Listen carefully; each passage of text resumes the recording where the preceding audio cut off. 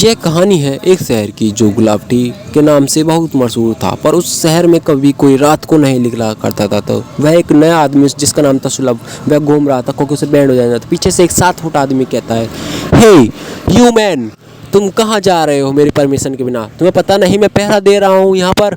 तुम समझते क्यों नहीं? अरे पीछे मुड़कर देखो, तुम्हें पता नहीं है यहाँ रात के बिना कोई नहीं जाता। जो एक बार जाता है वो कभी वापस नहीं आता है। फिर पीछे से वो घूर घूर के देखता है, जिसका नाम था सुलभ। वो देखता है एक 7 फुट आदमी जो उसने कभी नहीं देखा था, और वो जो बात कह रहा था, जो एक बार जाता है वो कभी नहीं आता। वो कहता है मैं आऊँगा, पर मुझे अभी बैंड बजाने जाना है। तो वो देखता है कि इतना साहस आदमी कैसे कह सकता है कि मैं आऊँगा। तो ज़ोर ज़ोर से एक बार को चौंक भी जाता है। तो फिर अचानक से वो कहता है, तुम क्यों जाना चाहते हो मेरे परमिशन के लिए? तुम नहीं जाओगे, तुम अभी घर जाओ। पर सुलभ अभी धीरे धीरे घर चला जाता है। पर सुलभ कहाँ मानता है, अगली रात को छुपे दूसरे रास्ते से चला जाता है। कहता है मुझे पकड़ना मुमकिन है, नहीं नामुमकिन है, मेरे बिना तो बैंड बाजा अधूरा है, मुझे तो जाना पड़ेगा। फिर सुलभ की माँ अगली सुबह बहुत ज़ोर ज़ोर से रो रही होती है, बहुत ज़ोर ज़ोर से। वहाँ सरपंच, जिसका नाम था हर्ष, वो जाता है और वहाँ पे बहुत सारे व्यापारियाँ आदमी खड़े रहते। पूछता है, अरे क्या हुआ? ये तो शायद नए बैंड बाजे वाली मम्मी है, ये क्यों रो रही हैं? तो वो कहता है, अरे साहब मैं क्या बताऊँ आपको, ये मैंने उसको रोका तो था पर वह रुका नहीं और मेरे पे धौंसी दिखाने लग गया, और वो मैंने अगले दूसरे रास्ते से चोरी छुपे चला गया। तो तभी सुलभ के पापा एक लाठी लेते हुए आराम से, बहुत आराम से, उनकी पीठ में बहुत दर्द रहा करता। वो कहते हैं, मेरे बच्चे को क्या हुआ? वही तो मेरा एक सहारा था। जो आप क्या कह रहे हो, वो अब नहीं लौटेगा? क्यों नहीं लौटेगा? वही तो मेरा सहारा था, मेरा एक इकलौता बेटा। अब मैं किसके बगैर रहूँगा? फिर मैं इसे, जिसका नाम था चिंटू और मिंटू, वो दोनों उनको आपस में गोली घूर घूर के देख रहे थे। तो चिंटू कहता है, आप चिंता ना करो, मुझे लगता है कि सुलभ अभी जिंदा है, मैं उसको ढूंढ के लाऊंगा, क्योंकि मुझे ऐसा वो अच्छा आदमी, बहुत अच्छा आदमी लगता है, वो मुझे नहीं लगता कभी मरा होगा। तो चिंटू और मिंटू जाते हैं और आपस में घूरने लगते हैं, क्योंकि मिंटू कहता है, अरे तू कहाँ सुलाएगा?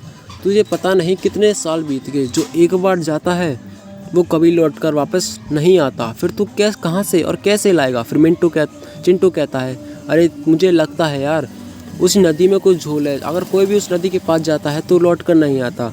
मुझे उस नदी में, क्योंकि मैंने एक बार देखा था बचपन में, जो मुझे अभी भी थोड़ा थोड़ा याद है। तो चिंटू और मिंटू वो तालाब के पास जाते हैं और कहते हैं, अरे यहाँ तो कुछ भी नहीं, ऐसी अंधेरी रात गुजर जाती है। फिर मिंटू कहता है, अरे यार बहुत तेज़ भूख लग रही है, मैं क्या ही करूँ? तो मिंटू कहता है उससे, तू डर मत। तो कहता है, मैं डरूँ क्यों, तू जा खाना लिया। जो चिंटू होता है वो खाना लेने चला जाता है। तब एक पानी में बहुत तेज हलचल होती है, बहुत तेज, जो आज तक कभी उसके सामने हुई नहीं। तब वो घबरा जाता है और कहता है, अरे बाप रे, ये क्या हो रहा है? इतनी तेज जो पानी में ये हलचल कैसी हो रही है? तभी अचानक पानी में से धीरे धीरे हरा सा हाथ निकल जाता है, जैसे कोई मानो, और गला पकड़ लेता है और उसकी नाड़ पकड़ लेता है और उसको मारने की कोशिश करता है। वो कहता है, बचाओ बचाओ बचाओ। तभी चिंटू देख लेता है, घबरा जाता है, अरे ये क्या, मेरे तो शक तो बिल्कुल सही निकला, शायद यहाँ कोई चुड़ैल है। और वो बहुत ज़्यादा डर जाता है और तभी वहाँ से भाग जाता है। भागते भागते वह एक पेड़ों के नीचे बैठ जाता है, वो बहुत घबराया हुआ लगता था। तभी एक ऋषि मीनू जो बड़े आराम से आ रहे थे उसके पास, और उसे कहते हैं, अरे क्यों, क्या हुआ? तुम मुझे अपने क्यों बैठे हो? क्या हो गया बच्चे, मुझे कुछ बताओ, तुम यहाँ क्यों बैठे हो? मुझे लगता है तुम कोई संकट में हो। कहते हैं, नहीं, कोई मैं संकट में नहीं हूँ, आप जाओ यहाँ से, आप मेरी क्या प्रॉब्लम सॉल्व कर पाओगे? मैं यहाँ कोई संकट में नहीं हूँ, आप जा सकते हो ऋषि मुनि, धन्यवाद आपने मेरी इतनी हेल्प करी। अरे नहीं, मुझे लगता है आप कोई संकट में हो, बताओ मुझे क्या संकट है तुम्हारी? फिर वो पूछता है ऐसी बहुत सरलता से, और पूछता है, मुझे पता है जिस तुम संकट में हो, मैंने बहुत पहले, क्योंकि तुम एक शुद्ध आत्मा हो जिसे मार सकते हो उसको। फिर वो उस सारी बात जाके सरपंच को बताता है, क्योंकि ऋषि मुनि ने कहा था तुम्हारी आत्मा वो सरपंच है। सरपंच कहता है, अगर तू ये सच्चे है तो हम सभी तुम्हारे साथ हैं। तो और वो कहता है, मैं सभी गांव वालों को लाऊंगा तुम्हारे साथ, क्योंकि ऋषि मुनि ने कहा था तुम अपने सभी गांव वालों को लाओ, क्योंकि तुम अकेला उसका सामना नहीं कर सकते। तो अगले दिन सभी गांव वाले उस ऋषि मुनि के पास घूमने चले आते हैं। तभी वो व्यापारी, वो कहता है सरपंच, अरे ये तो मैंने इनको देखा ही, अगर इनके हमें हमें इनको अगर हम इनको देख भी लें तो हमारे सारा पुण्य बहुत ज़्यादा धुल जाता है। ये बहुत बड़े बाबा जी हैं, तो उनकी तभी वो अपनी धीरे धीरे आँख खोलते हैं, अपने ध्यान से हटकर थोड़ी देर पीछे वो अपनी आँख खोल लेते हैं और कहते हैं अरे तुम आगे। और ऋषि मुनि कहते हैं ये लो, ये एक पवित्र त्रिशूल है, अगर तुम इसको उस चुड़ैल के माथे में गाड़ दोगे तो वह चुड़ैल मर जाएगी और उसका अंत हो जाएगा। तभी ऋषि मुनि वहाँ से गायब हो जाते हैं।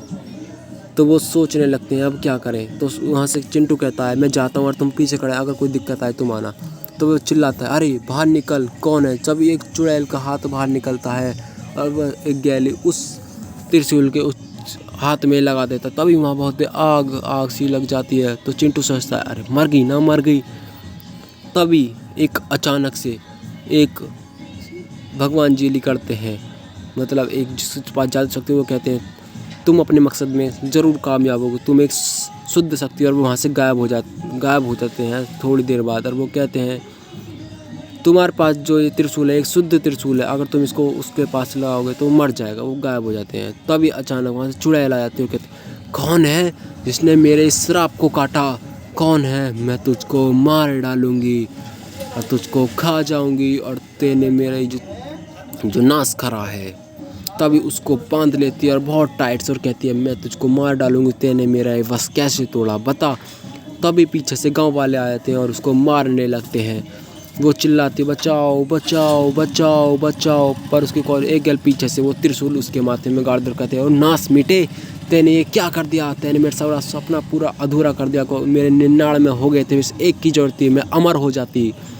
वह तभी मर जाती है और सारे गाँव वाले वापस आ जाते हैं जो उसने चुड़ैल ने बंदी बना रखे थे। एक भी गांव वाला मरता नहीं। फिर सभी सुख शांति से रहा करते हैं। फिर कभी ऐसी वहाँ पर कोई दुर्घटना नहीं हुई। सभी गांव वाले आपस में मिलजुल कर रहते हैं और कोई अंधेरी में जा सकता है, आ सकता है।